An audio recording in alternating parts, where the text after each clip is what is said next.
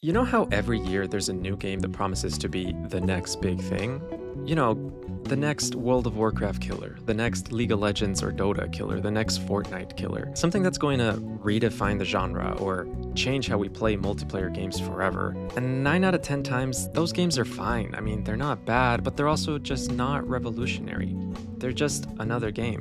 It's kind of funny. I was venting to my friends about how much I miss having a competitive game in my life and how it felt like we were at a stagnant point in esports titles. Most of my teenage years and my early 20s were spent playing League of Legends and dabbling in other competitive titles like Overwatch and Hearthstone and Teamfight Tactics. But my favorite genres have always been top-down, either MOBA or RTS games. And there were no new MOBA or RTS games in the horizon. It felt like all the current titles or titles that had been out in the past few years were all first-person shooters or RTS games that promised too much and deliver too little. But then my dear friend Ken, who rarely shows up in our group messages, decided to randomly drop by and say, "Hey, I heard about this new game. I haven't tried it yet, but it sounds like what you're describing." And that's when I first heard about Supervive. When I saw the thumbnail of the link he had sent us, I kind of rolled my eyes a little.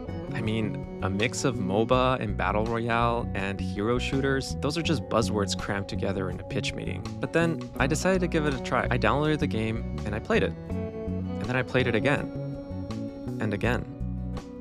I was hooked. And look, I'm not going to say it's a perfect game. It's still in early access, there are things that need to be worked out, and the player base is still figuring out how to approach it all. But there's something about this game, something different. And I think it's worth talking about Supervive because it has the potential to be more than just another trend-chasing multiplayer title. It could actually change the way we think about MOBAs and battle royales. But to really understand why I'm saying this, I've got to take a small step back and talk about where those genres come from, why they've been so dominant, and more importantly, why games that try to blend them together tend to fall apart. Okay, so let's start with MOBAs, because I feel like MOBAs are where this whole multiplayer revolution really began.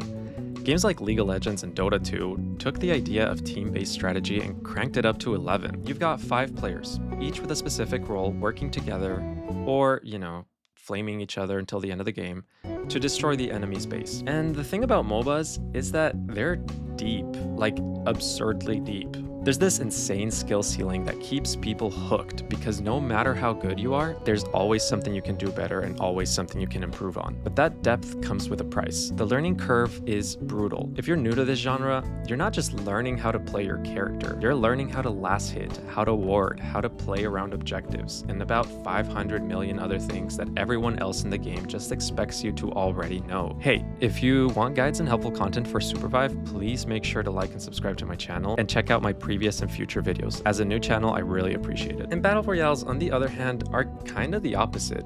They exploded in popularity because they're easy to pick up and play. You drop in, you grab some loot, and you try not to die. And that simplicity is what makes them fun. They're chaotic, they're unpredictable, and anyone can win on any given day. Now, I'm oversimplifying it. Battle Royales obviously have a skill ceiling, and obviously have a lot of strategy involved and skill involved that I'm undermining a little bit. But in comparison, Battle Royales are nowhere near the complexity and depth of MOBAs or RTS games. They can be a little bit shallow. Once you've played a few matches, you've pretty much seen everything the game has to offer. So when a game like Supervive comes along and says, "Hey, we're going to combine these two genres," my first thought is, good luck with that. Because historically, it just hasn't worked out. We've seen it before with games like Battlerite and Battlerite Royale, RIP. And listen, I loved Battlerite. That game was such a clean, skill-based experience. It took the combat from MOBAs, stripped away all the stuff that people found boring, like farming and laning, and it just threw you into fight. It was great for about 2 months. It never caught on. And when Battlerite tried to pivot into Battlerite Royale, it just didn't work out. The player base wasn't there. The game didn't feel like it had enough content to keep people coming back. So the question is, what makes Supervive different? Why do I think this game has a real shot at succeeding where Battlerite failed? Alright, let me try to explain what Supervive does differently, because it's not immediately obvious. The first thing that struck me about the game, like within my first match, is just how fast it feels. You know how in MOBAs, you're spending the first 10 minutes like farming, positioning for objectives, figuring out what's going on? Yeah, Supervive kinda skips all that. The pacing is tight, but it's not rushed. You're always doing something, or at least you should be.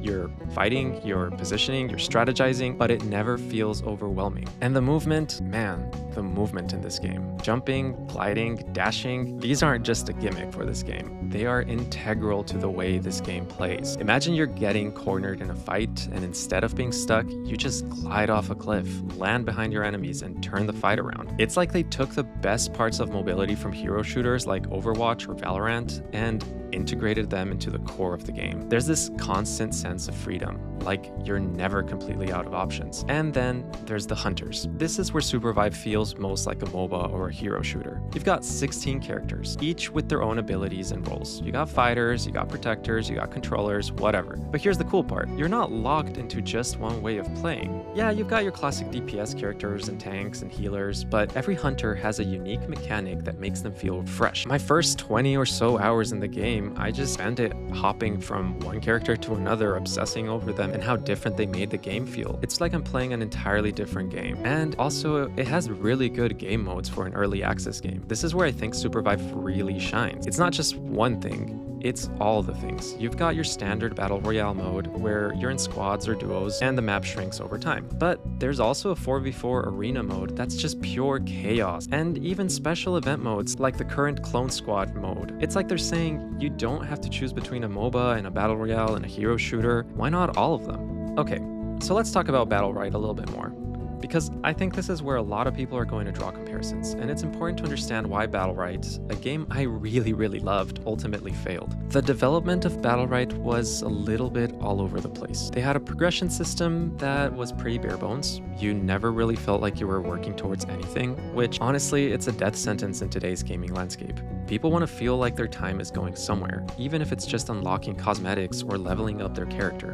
When Battle Right Royale came out, I really wanted it to work badly. On paper, it made sense. You grab all the skill-based combat of Battle Right, and you drop it into a Battle Royale format. But in execution, it just didn't click. Pacing felt off, the map felt empty, and most importantly, it didn't feel like it needed to be a Battle Royale. It felt like they were chasing a trend instead of creating something truly unique. Battle Right tried to be all the things, not in the best of ways. This is where Supervive stands apart.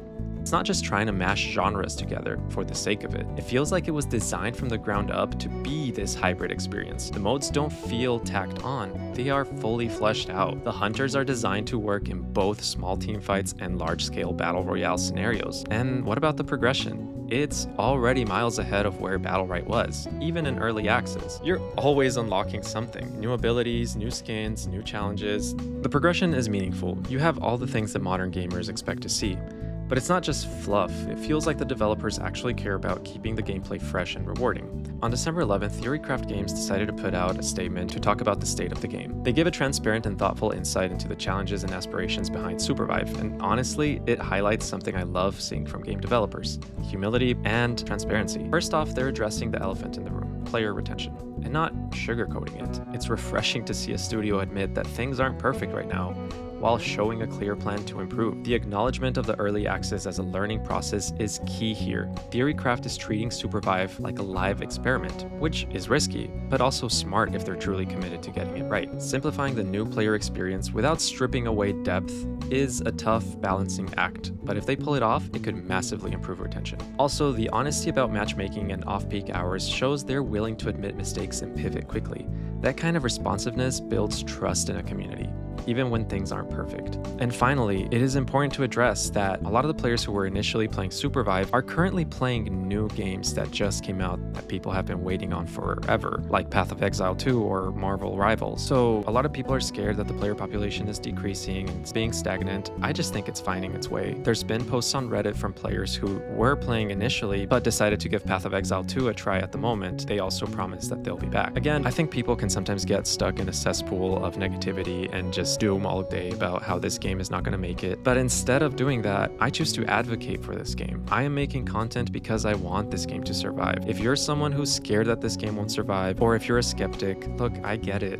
I was that way too. But it's nice to find a game to be passionate about again, and Supervive is just hitting the right spots for me at the moment. Theorycraft clearly believes in Supervive and is willing to take bold steps to make it work. They're not just throwing their hands up and hoping players will magically stick around. They're actively building towards a better version of the game. game. The big question is whether they can execute fast enough to keep their current community engaged while also drawing in new players. If they can, Supervive might just live up to its promise of being a game changer. Alright, so we've talked about gameplay, comparisons, community. Let me zoom out a little bit more for a second. What does Supervive mean for the gaming industry as a whole? Because I think there's something bigger going on here. We're at this point in multiplayer gaming where genres are kind of stagnating. Mobas have been doing the same thing for over 2 decades, and battle royales and hero shooters are also following that path. And maybe that's why Supervive feels so exciting. It's not just following the rules, it's trying to rewrite them. If Supervive succeeds, and that's still a big if, it could open the door for more hybrid games. More developers might take risks, blending genres in ways we haven't even thought of yet. League of Legends didn't invent the MOBA, but it kinda defined it. Fortnite didn't invent the battle royale, but it kinda turned it into a phenomenon. Supervive isn't just trying to be a good game or follow a trend. It's trying to prove that you can take the best parts of multiple genres and make something new. There is a flip side to this too.